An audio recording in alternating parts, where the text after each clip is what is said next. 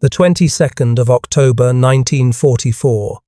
Cold wind over Fort Douglas, Utah. A group of German women stepped off the trucks, their boots still heavy with the mud of war. They had been told they'd be punished, maybe humiliated, maybe worse.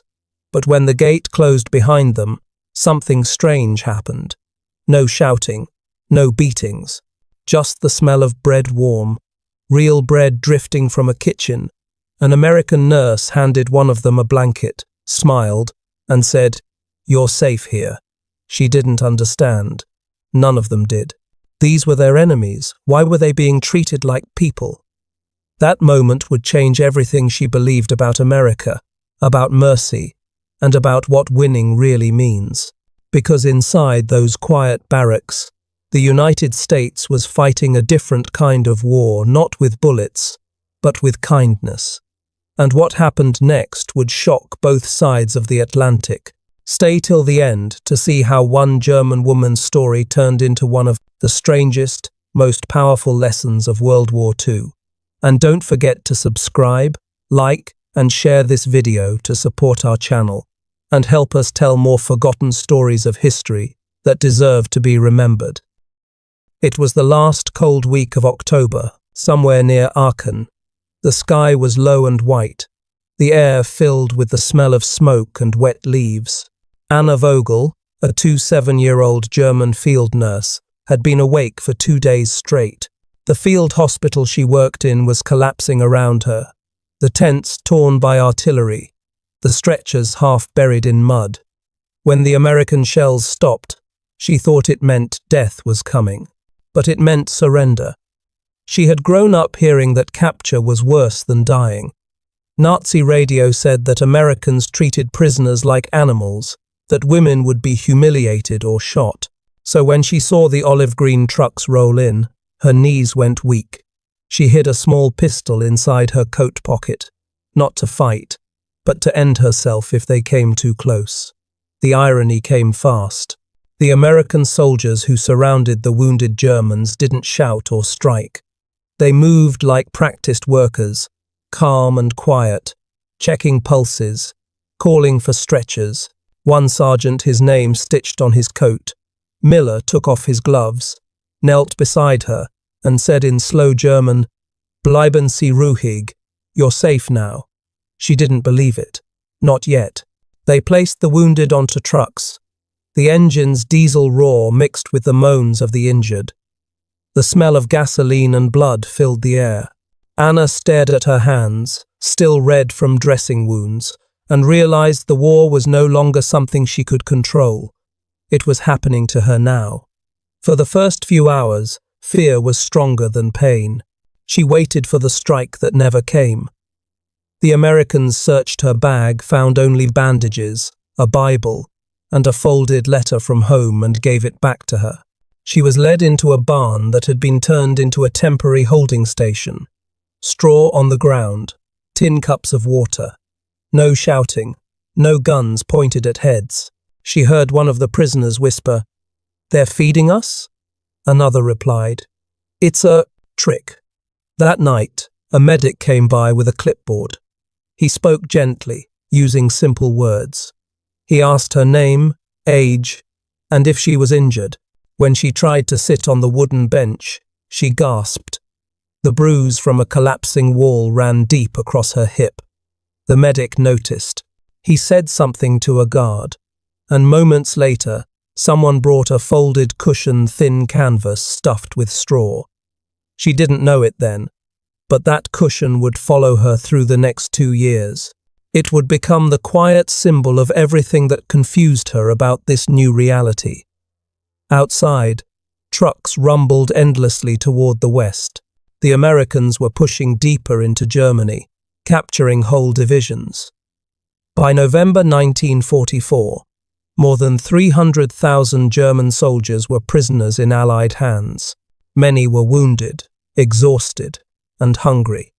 Few had ever imagined being treated with care. When Anna was loaded onto a larger convoy the next day, she sat beside other nurses and young clerks who had also been captured. One of them muttered, "They'll send us to Siberia." Another said, "We'll never see home again." But instead of the harsh cold she expected, she saw American soldiers handing out metal cups of hot coffee and bread with butter. The paradox was unbearable. The enemy was feeding them. During the long train ride to the port of Le Havre, Anna kept staring at the window bars, half waiting for cruelty to begin. But the guards smoked quietly, passed food, and sometimes even joked. She heard one American tell another, "They're just kids." At night, she couldn't sleep. The ground shook with the movement of trains carrying ammunition eastward. She thought of her younger brother still fighting near Cologne and wondered if he'd survive the winter. She prayed quietly, not for victory, but for mercy. When the ship finally left France for America, the ocean stretched grey and endless. The prisoners were told that under the Geneva Convention of 1929, they would be protected, given food, medical help, and fair work. Anna didn't understand what that meant yet, but she saw order where she expected punishment. On the second morning at sea, she looked around the deck at the rows of captured Germans, young, tired, silent, and realized the war she had been told to die for had already lost its shape. The world beyond the Reich was not made of monsters. It was made of men who followed rules she had never known existed. But this was only the beginning. The ship reached America on a cold November morning in 1944. The ocean mist was thick and white, and the coastline looked unreal, quiet, clean, and far too peaceful for people who had come from hell. Anna stood at the deck rail, clutching her coat. Behind her, hundreds of German prisoners stared in silence. Some crossed themselves, others whispered prayers. They had been told many stories about America, that it was a land full of crime, wild soldiers, and cruel punishment for enemies. But as the harbour grew larger, they saw a flag waving over neat rows of warehouses and cranes. A band of Navy men played a march somewhere on shore. It didn't feel like a prison. It felt like a dream she didn't trust. When the ship docked, military police directed the prisoners down the gangway. Anna's boots touched the wooden pier, and the boards creaked under her weight. She expected to be shouted at, maybe hit. But the guards spoke calmly, using short English words. "This way. Line. Up. Keep moving." They didn't yell. They didn't point guns in their faces. Inside the processing building, the smell of soap and hot coffee filled the air. That smell alone made her dizzy. It had been months since she'd been near anything clean. Each prisoner was given a numbered tag, checked for lice, and inspected by a doctor. When Anna's turn came, she froze. The doctor was a woman, something she had never seen in uniform before. The doctor smiled and said, "You're safe now, Fräulein." It was the first time an Allied officer had spoken to her with kindness. They were sent by train again, this time inland, to a prisoner of war camp in Utah. The journey took 3 days. From the small train window, Anna watched the landscape change. Green fields, then deserts, then mountains with snow on top. She wondered how far she was from Cologne, from home, from her mother's house that might already be gone. At night, the guards walked through the carriages, checking on the prisoners. One of them offered her an apple. She hesitated, but took it. The skin was red and cold against her palm. She hadn't eaten fruit in months. It felt strange to taste something so alive while she was a prisoner. When the train stopped, she saw barbed wire, guard towers, and long wooden barracks. Fort Douglas, one of the many POW camps across America. By the end of the war, the United States held more than 425,000 German prisoners in over 500 camps spread across the country. The camps were built fast, with rules that followed the Geneva Convention. Each prisoner was to receive food, shelter, and pay for work done. The gates opened, and the new prisoners walked in. The first shock was the smell, not filth or blood, but wood smoke, cooked beans, and bread. Inside, the floors were clean. The bunks had blankets. Anna's group was led to a women's section, small but orderly. They were given soap, towels, and uniforms marked PW. She expected humiliation, maybe forced labor. Instead, an officer explained the daily schedule: breakfast, work duty, medical check, lights out. Everything had rules. Everything was written down. Even punishments were mild extra duty, loss of privileges, no beatings. On her first evening, Anna walked past a small garden behind the barracks. A few prisoners were tending rows of cabbage and onions. One looked up and smiled at her. She couldn't smile back yet. The habit of fear was too strong. That night, she lay awake listening to the wind outside and the sound of boots on gravel. Every noise made her flinch. She whispered to herself, "Tomorrow, they will show their true faces." But morning came, and nothing happened. The guards brought oatmeal, milk, and fruit. She saw one German prisoner joke with an American cook. She saw another write a letter home. It didn't make sense. Days passed. No shouting, no hunger, no beatings. Instead, she saw men reading English books, attending classes, and building furniture for nearby towns. She saw order and fairness, things her own army had long forgotten. One afternoon, she received a small metal tag with her prisoner number and the word Geneva. That word began to haunt her. She asked a translator what it meant. He told her, "It means you have rights." Rights. The word felt strange on her tongue. Every small act, a blanket, a smile, a cup of coffee, worked against everything she had believed. Each kindness hurt a little. Like sunlight after darkness. She wrote in her small notebook, "They follow rules even for enemies. Maybe that is why they win." But her real lesson came next, not from a book or speech, but from the simplest thing, a cushion and a chair. Because when she tried to sit, the pain returned. And what they did about that pain would change her forever. The pain started again one morning, while she was helping in the camp laundry. Anna bent down to lift a wet sheet, and her hip throbbed like fire. She bit her lip, trying not to cry. The bruise from the collapsing wall months earlier had never healed.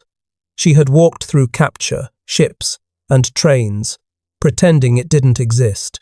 Now the work, the cold floor, and the long hours made it worse. A guard noticed her limp. He said, "You should go to the infirmary." The word sounded dangerous to her. In the Reich, injured workers were often sent away and never returned. But the pain was too sharp to hide. So she followed the guard to a low white building near the fence. Inside, the air smelled of soap, metal, and medicine, sharp but clean. A nurse in a blue uniform motioned for her to sit. Anna hesitated, then slowly lowered herself onto the bench. It hurt so much she gasped. The nurse, an older woman named Ellen, frowned. "You're in pain," Ellen said softly. "Let's fix that." Anna didn't understand all the English, but she saw kindness in the nurse's face. That frightened her more than the pain itself. She wasn't used to compassion from the other side of the war. The doctor arrived, a young army physician with round glasses and a steady voice. He asked her questions through a translator. How she was injured, how long it had hurt, if she could walk. When she told him about the wall that fell on her during a bombing raid, he nodded and said, "You should have been treated long ago." He ordered X-rays, which amazed her. In Germany, only officers or civilians with connections could get such treatment. Here, even prisoners did. When the image came out, the doctor pointed to a faint line on the film. "A hairline fracture," he explained. "Not serious, but painful." He handed her a small bottle of pills, penicillin. At that time, it was one of the most valuable drugs in the world, and she knew Germany barely had any. One of her own patients back in Aachen had died for lack of it. and now the enemy was giving it to her, freely. That night, she sat on her bunk staring at the bottle. The irony was so heavy it made her dizzy. She whispered to herself, "They heal us while we fight them." The next morning, Ellen brought her a cushion-firm canvas filled with soft straw. "To help you sit," she said with a smile. The same simple kindness that had followed her since capture returned, stronger this time. When Anna sat on it, the pain eased slightly. She almost cried from relief. Days turned into weeks. Her hip began to heal. She started to walk without limping. The doctors checked on her regularly, and the nurses always smiled. It wasn't just her other prisoners received dental care, bandages, even eyeglasses. The Americans treated over 400,000 German POWs with medical support during the war. The rules demanded it. Article 14 of the Geneva Convention. She began to see how serious those rules were. Even the guards respected them. One day, she overheard two Americans arguing. One said, "They're the enemy," and the other replied, "Yeah, but we still have to treat them right. It's the law." That argument stayed in her mind longer than any speech. Her fear slowly melted into confusion, then curiosity. She began asking questions about the American Red Cross, about their hospitals and schools. The translator told her that in America, doctors didn't ask who you voted for before treating you. That small sentence broke something inside her, a belief she didn't even know she carried. Sometimes, at night, she would press her hand to the healed spot on her hip and whisper, "It hurts when I sit," but not from the wound, from the thought that they care. She began helping in the infirmary after she recovered, folding sheets, cleaning tables, passing bandages. Working beside the nurses taught her more than any propaganda ever I had. She saw black and white soldiers working together. She saw women in charge of men. She saw compassion as a form of discipline, not weakness. One day, Ellen said to her, "War ends faster when people stop hating." It was simple English, but it hit hard. By the start of spring, 1945, Anna could move freely again. Her body was healing, but her beliefs were not. Every act of kindness tore away another layer of what she'd been told. She wrote in her notebook, "The wound is almost gone, but what they are teaching me still hurts." Soon, she would learn that American mercy came with structure rules, duties, even small payments for work. That too would surprise her. But for now, she sat carefully on her cushion under the wide Utah sky, wondering what kind of world could exist where enemies treated her better than friends. By the time summer came, Anna's hip had healed. The snow on the Utah mountains melted, and the camp looked less like a prison and more like a small, strange town surrounded by fences. Every morning at 6, a bell rang. The women lined up outside the barracks for roll call. Guards counted them quickly, checked names, and then sent them to breakfast: oatmeal, bread, sometimes eggs. It was never much, but it was always enough.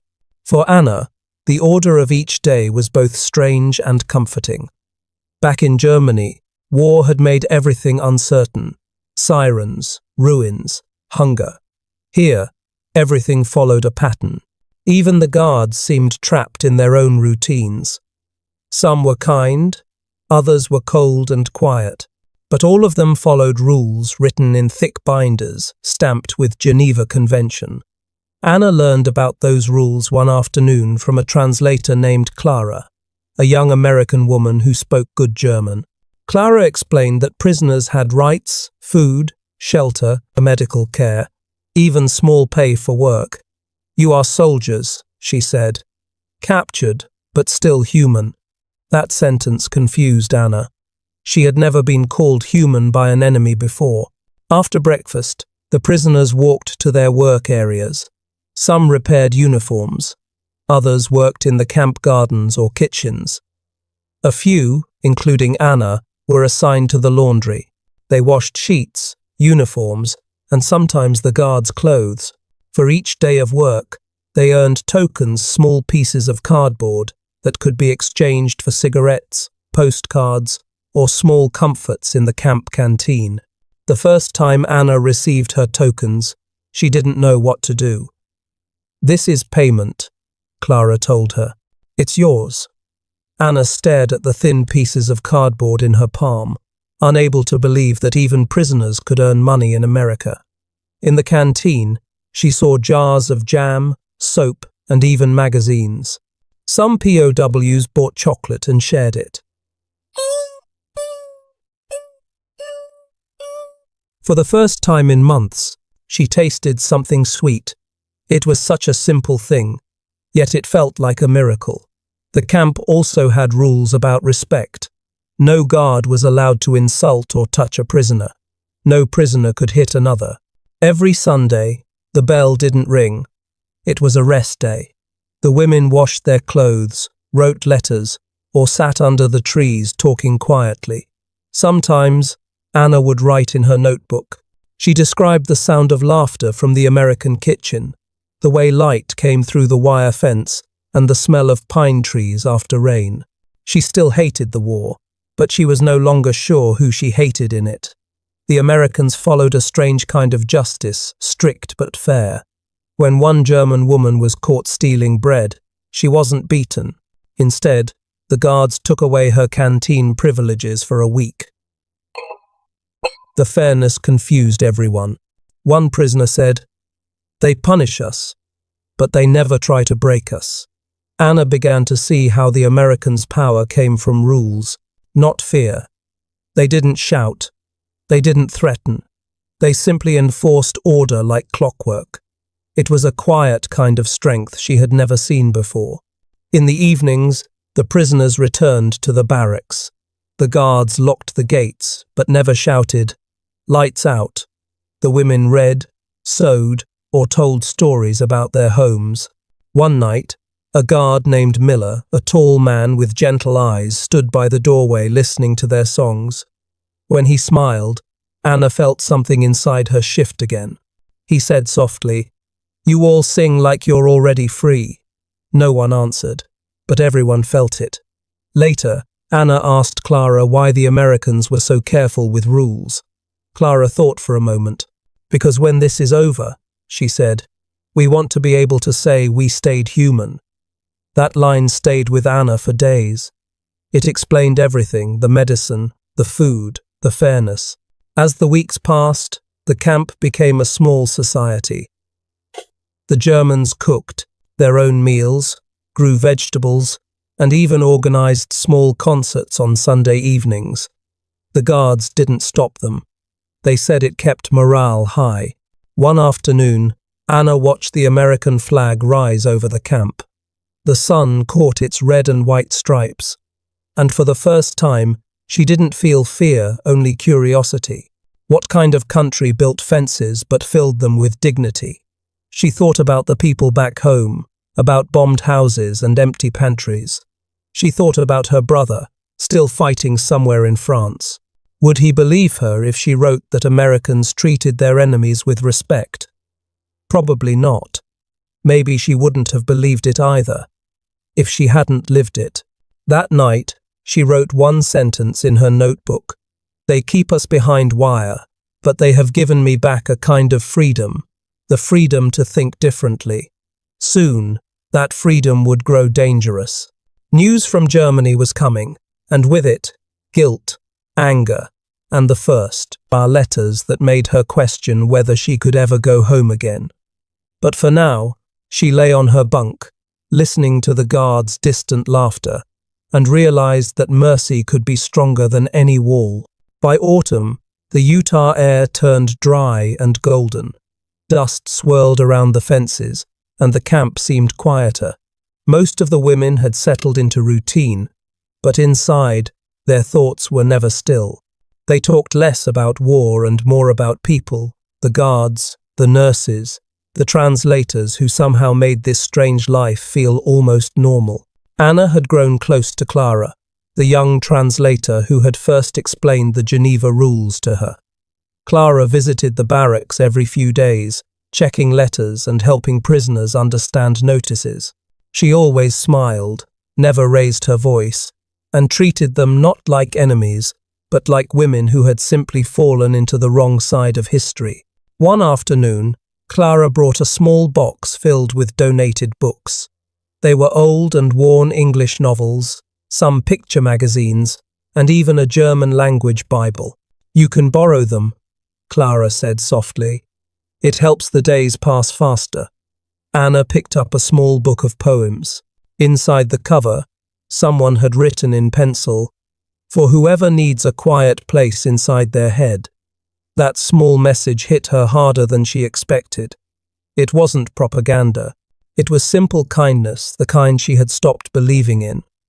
Among the guards were also a few American women, mostly nurses and administrators. They were nothing like the German female officers Anna had known in the Reich. There were no cold eyes, no shouted orders. They wore simple khaki uniforms, their hair tied back, and spoke to the prisoners with calm professionalism.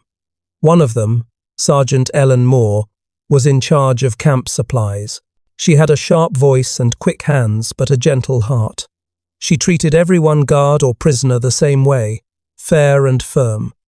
When a German woman once refused to work, Ellen didn't yell or threaten. She simply said, "You don't have to work, but everyone here contributes something. That's how we stay human." That phrase, "how we stay human," became something of a quiet motto in the camp. Ellen also made small gestures that changed everything. She insisted that women receive sanitary items monthly, and she organized warm coats for the coming winter. None of this was required by military law, but she did it anyway. Because dignity, she said, is not a luxury. Anna noticed how the women guards talked to each other. They joked, shared cigarettes, helped carry heavy boxes. There was no rank in their laughter. To Anna, it looked like freedom, not just political, but personal. In Germany, women were told to serve, to obey. Here, women gave orders, and men listened. One day, Clara sat with Anna by the fence during a break. The air smelled like sage and dust. Anna finally asked, "Why do you help us?" "We are your enemies." Clara smiled gently. "You were soldiers," she said, "and soldiers do what they are told. My brother fought in Italy. If he were captured, I'd want someone to treat him this way." That answer silenced Anna. For the first time, she saw war not as good versus evil, but as people trying to survive orders they didn't choose. The camp slowly became a strange bridge between two worlds. The Americans learned German songs. The prisoners practiced English words. When a snowstorm hit that December, guards and prisoners worked together to shovel paths. One night, an American cook even invited a few women to the kitchen to help bake bread. The smell filled the camp warm, sweet, almost like home. When they ate, everyone sat together for a few minutes. No one speaking about sides or nations. Just people, tired and hungry, sharing bread in silence. Anna thought of her mother's kitchen before the war, when everything smelled of flour and safety. But kindness brought confusion too. Some prisoners began to feel guilty for being treated well, while their families in Germany starved. They whispered, "Do they feed us so we forget?" Others said, "Maybe they want to show the world how good they are." Still, even those doubts couldn't erase the truth. The Americans didn't stage kindness for show. They lived it quietly, every day. Anna once overheard Sergeant Moore telling a new guard, "Don't ever humiliate them. We're not Nazis." That sentence, spoken casually, shook Anna deeply. It was as if the line between cruelty and civilization was that simple. A choice made daily, not a flag you served. As Christmas approached, the camp organized a small concert. The prisoners sang carols in German, and the Americans listened respectfully. Then, to everyone's surprise, The guards joined in with Silent Night. For a few minutes, the entire camp sang in two languages, one melody, under a sky full of cold stars. When the song ended, no one spoke. The fences, the war, the pain, all still there but thinner somehow, as if music itself had filed the barbs down. That night, Anna wrote it in her notebook. They say the enemy teaches you who you are. I think they are teaching me who I could be. But soon, new letters from home would arrive. Letters that carried guilt, hunger, and shame. The news from Germany would remind every woman behind that fence that mercy had its own weight. By early 1945, the war in Europe was collapsing.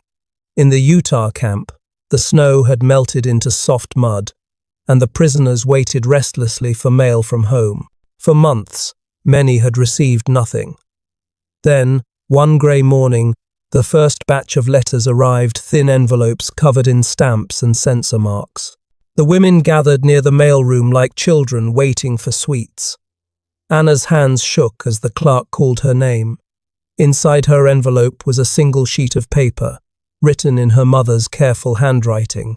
"The city is gone," it read. "Your brother is missing. Food is scarce. But we are alive." The words blurred before Anna's eyes. Gone. Missing. Scarce. She read them again and again, as if they might change. But they didn't. That night, she couldn't sleep. The barracks felt too warm, too quiet, too full of comfort she hadn't earned. The next morning, she couldn't eat her breakfast. The oatmeal, the bread, it all tasted like guilt. Around her, other women looked pale and silent, clutching their own letters. Some cried quietly, others just stared into nothing. For months, they had lived in a strange peace, warm beds, fair rules, regular meals. Now the truth from home shattered that fragile calm. Their families were hungry, freezing, living in ruins. And they, the captured, were the ones who were safe. Anna heard one woman whisper, "My children eat potato peels, and I eat eggs."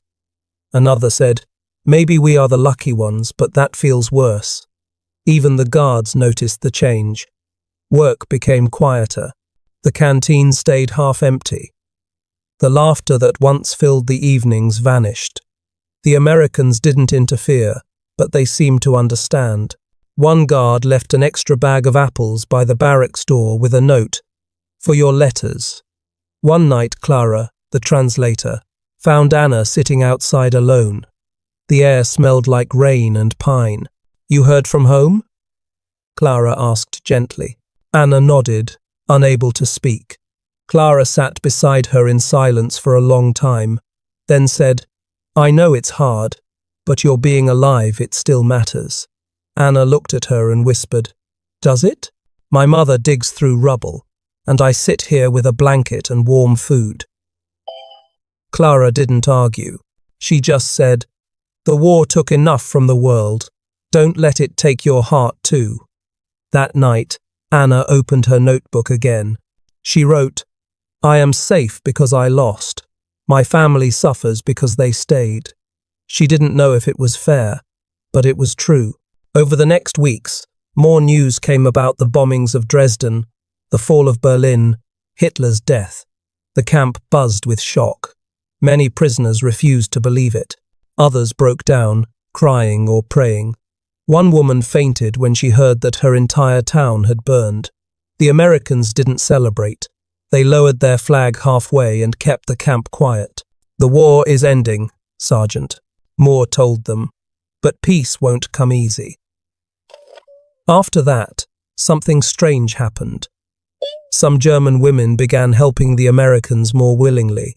They sewed uniforms faster, cleaned without complaint, even taught the guards German phrases.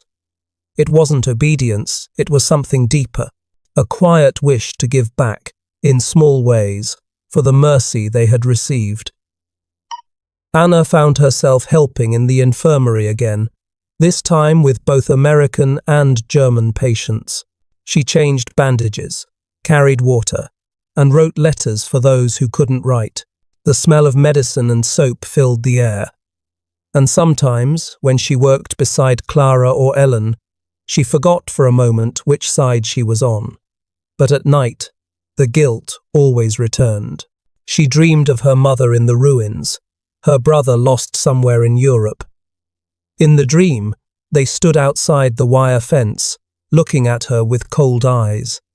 "Why are you warm when we are cold?" they asked. She always woke before she could answer. Still, even through the guilt, Anna began to see something clearly. The Americans were not soft. Their kindness had discipline, purpose. They believed that fairness was a kind of strength, and she began to believe that too. When the Red Cross came to inspect the camp, the officers noted how clean and calm it was. One report said, "The treatment of prisoners here shows the power of democracy's conscience." Anna didn't understand every word, but she understood the meaning. America's way of fighting was different. It wasn't only with guns, but with decency. Weeks later, the war officially ended. The guards read the announcement aloud. Some women cheered, others wept. Anna just sat still, staring at the fence that had become both her prison and her teacher.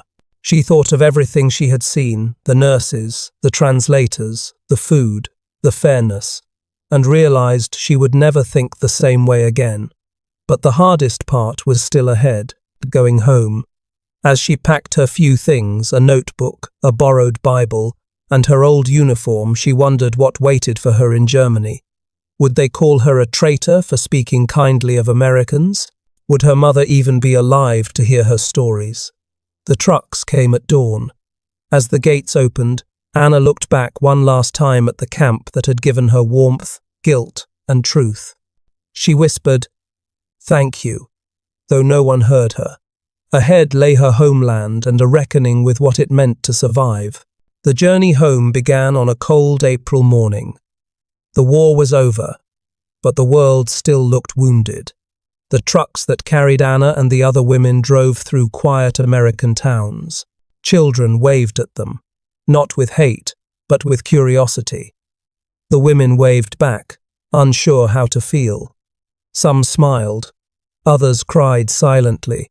After days of travel, they reached the port. Ships waited in the grey harbour, their decks crowded with men and women prisoners from camps all across America, now being sent back to Europe. The sea air smelled of salt and rust. For many, it was the first time they had seen the ocean. An American officer read out their names one by one. "You're going home," he said. "Good luck." His tone was kind, but his eyes were tired. He had seen too many wars end and too few people heal. As Anna stepped onto the ship, she felt both free and frightened. The Americans had given her safety, food, and a strange kind of hope. But home, what was left of it? Would it welcome her, or see her as a reminder of defeat? The voyage across the Atlantic took weeks. The sea was calm, but the mood on board was not. Some prisoners sang softly on deck. Others sat in silence, staring at the endless grey water. Anna spent hours watching the waves, thinking of the faces she had met: Clara, Sergeant Moore, the cook who shared bread, the nurse who offered a pillow. They had all become part of her story, proof that mercy could exist even in war. When the ship finally reached Europe, the scene was heartbreaking. The docks were in ruins, the air heavy with smoke and ash. Bombed buildings lined the coast like broken teeth. The women disembarked slowly, clutching small bags with all they owned. At the processing center, German officers checked their papers. One man looked at Anna's American-issued documents and frowned. "You were well fed," he said coldly. "You don't look like you suffered much." The words hit her like a slap. For the first time, she felt ashamed of surviving with dignity. Around her, other women whispered the same fears. Would people understand what it was like to be treated kindly by the enemy? Would they even believe it? When Anna finally reached her hometown, it barely existed. Streets she had known since childhood were now rubble. Her house was gone. The church bell tower was half collapsed. People moved like ghosts, thin, quiet, exhausted. She found her mother in a small shelter made from bricks and tin. When they saw each other, they hugged and cried. Her mother touched her face and said, "You look healthy, thank God." But there was a flicker of confusion in her eyes, too, as if she couldn't understand how someone could come back from captivity stronger than she had left. At night, they shared a thin blanket and talked. Anna told her about the camp, the fair rules, the nurses, the translators, the songs. Her mother listened but said nothing for a long time. Then she whispered, "It sounds kinder than home." Anna nodded. "Yes, that's what frightens me." In the weeks that followed, she tried to rebuild a life. But the townspeople were suspicious of returning POWs. Some called them collaborators. Others said, "You were fed by the enemy while we starved."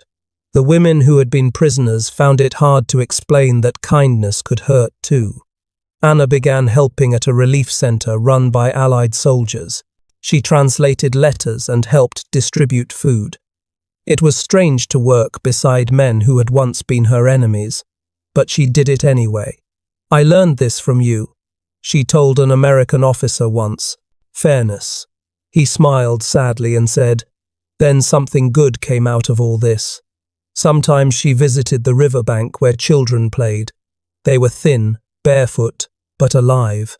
Watching them, she thought of the American camp, the laughter, the discipline, the feeling of order. She realized that the same structure could rebuild her country too, if only people allowed it. But not everyone wanted to learn. Many Germans spoke bitterly of defeat. "They humiliated us," one man said. "They made us slaves." Anna disagreed quietly, but she didn't argue. She had learned that truth doesn't always win through shouting. Sometimes it just waits to be seen. One evening, as she helped unload food trucks, she saw an American flag painted on the crates. For a moment, she froze. The same flag that once flew above her prison now stood as a symbol of survival. She smiled faintly and whispered to herself, "Maybe freedom begins with how you treat your enemy." Months passed. Anna never forgot the women she left behind in the camp, or the faces of the Americans who changed her. She began writing her memories in the same notebook she had carried through the war, the one that now smelled faintly of sea salt and old paper. She ended one page with a simple line, "I left Germany as a believer in victory. I returned as a believer in humanity." But even as peace slowly returned, a bigger question waited. What would this new world learn from people like her? Could mercy, fairness, and order truly rebuild what hate had destroyed?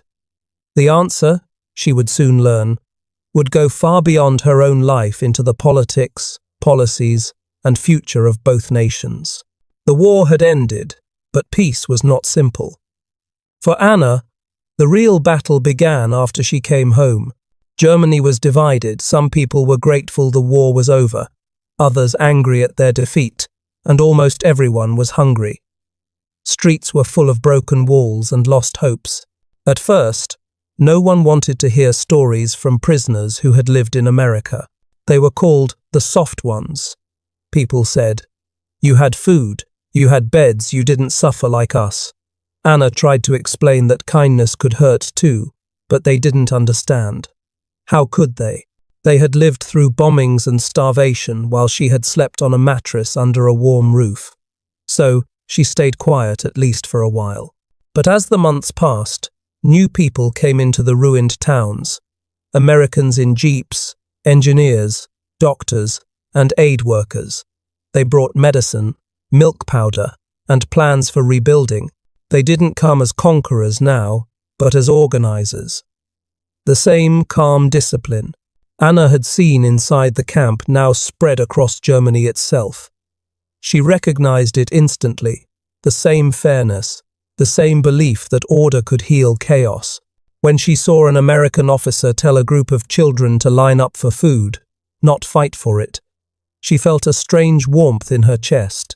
This was the same rule the guards had used in the camp. Everyone gets something if everyone follows the rules. In those small acts, Anna saw the same paradox again. The victors who could have crushed a broken nation instead chose to teach it. By 1947, Anna found work as a translator for the Allied administration in her region.